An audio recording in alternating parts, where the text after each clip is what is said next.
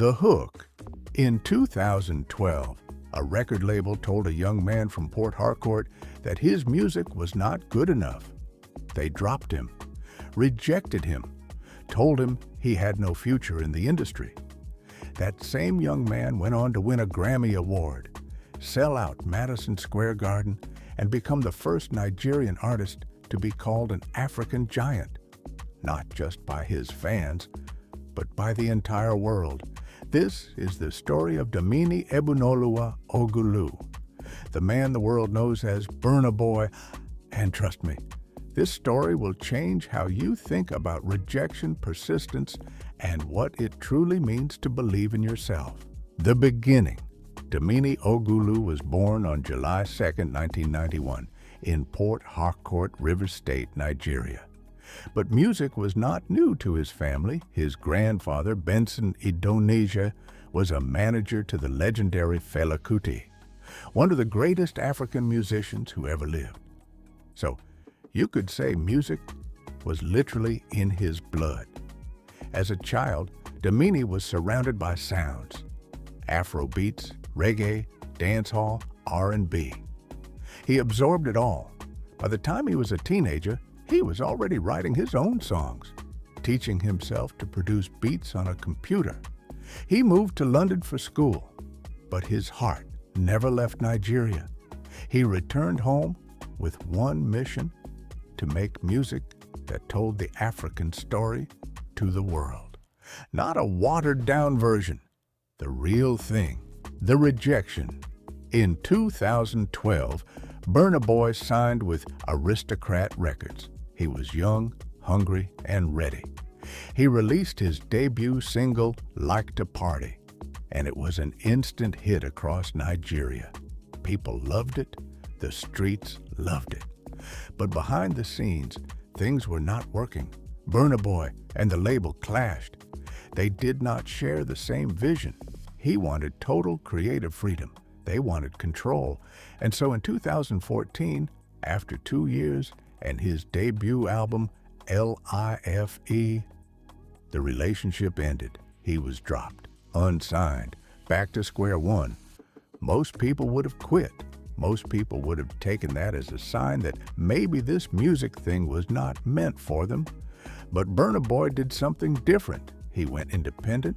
He released music on his own terms. And he kept going. The rise.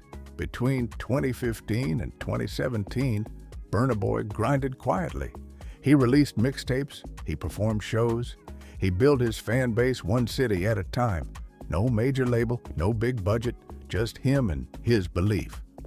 Then, in 2018, everything shifted. He signed with Atlantic Records, one of the biggest music labels in the world. But here is the part that makes Burna Boy different from almost every other African artist. He negotiated to keep his African identity completely intact. No compromises, no softening his accent, no changing his sound for a Western audience. He told the world, Africa is not a trend. Africa is the origin. His 2018 album, Outside, announced him to the global stage. Then came African Giant in 2019. And the title was not just a song, it became his identity, his movement, his declaration to the world that African music did not need to beg for a seat at the table. It was going to build its own table. The Grammy moment on March 14th, 2021, at the 63rd Grammy Awards. Burna Boy won Best Global Music Album for Twice as Tall. Think about that for a moment.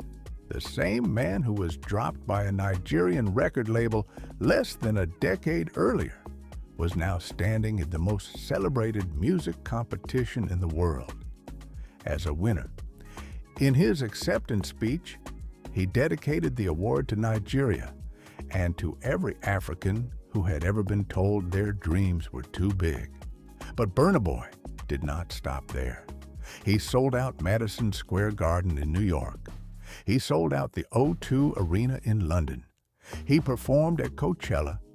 He collaborated with international artists like Ed Sheeran, Beyoncé, and Sam Smith. Afrobeats was now a global genre, and Burna Boy was its flag bearer. So, what can we take from the story of Burna Boy? Because this is not just a music story. This is a life lesson. Lesson 1. Rejection is redirection. Being dropped by that label in 2014 was the best thing that happened to him. It forced him to go independent. It gave him full control of his art.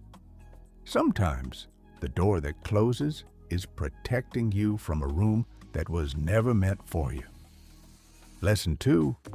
Never dilute yourself to fit in. Burna Boy refused to change his sound, his accent, or his identity for Western audiences. He stayed true, and the world came to him. Authenticity always wins in the long run. Lesson 3. Consistency beats talent every single time. There were years when nobody was writing articles about Burna Boy.